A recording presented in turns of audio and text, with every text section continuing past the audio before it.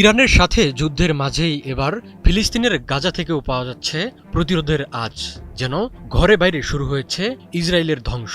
ইরানকে দমাতে গিয়ে প্রতিশোধের আগুনে পুড়ছে ইসরায়েল। একদিকে আয়াতুল্লাহ খামেনির মিসাইল তাণ্ডব চালাচ্ছে দখলদার দেশটিতে, অন্যদিকে গাজা দখল করতে গিয়ে সেখানেও মরতে শুরু করেছে নেতানিয়াহুর বাহিনী। সোমবার গাজায় প্রতিরোধ যোদ্ধাদের হামলায় প্রাণ গেছে 2 ইসরায়েলি সেনার।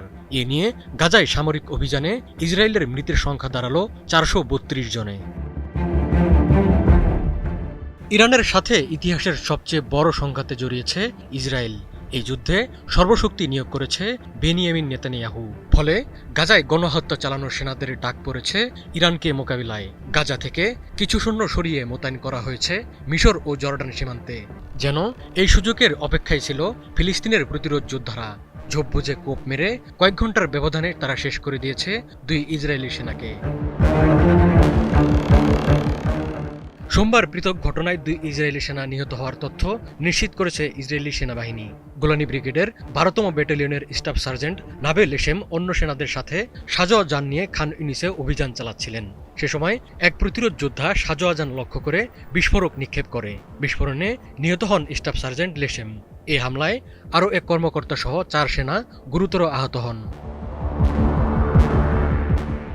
এ ঘটনার কয়েক ঘন্টা আগে একটি ভবনে পেতে রাখা বিস্ফোরকে নিহত হন তাল মোভশোভিটস নামের এক ক্যাপ্টেন। তিনি 7086 কমব্যাট ইঞ্জিনিয়ারিং ব্যাটালিয়নের ডেপুটি কোম্পানি কমান্ডার ছিলেন। গত 3 দিনের ব্যবধানে গাজায় এ নিয়ে 3 ইসরায়েলি সেনা নিহতের ঘটনা ঘটল।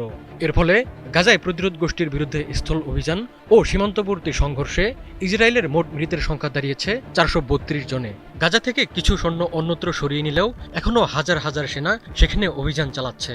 ঘরে বাইরে প্রতিরোধের মুখে পড়লেও থেমে নেই ইসরায়েলিদের বর্বরতা। রোববারও মানবিক সহায়তা সংগ্রহের সময় গুলি ও হামলায় প্রাণ হারিয়েছেন 34 জন গাজাবাসী। ইসরায়েলি সেনাবাহিনী জানিয়েছে বর্তমানে গাজায় 4টি আইডিএফ ডিভিশন মোতায়েন রয়েছে। এর মধ্যে প্যারাট্রুপার ও কমান্ডো ইউনিট নিয়ে গঠিত 98তম ডিভিশনকে খান ইউনিস থেকে সরিয়ে নেওয়া হয়েছে।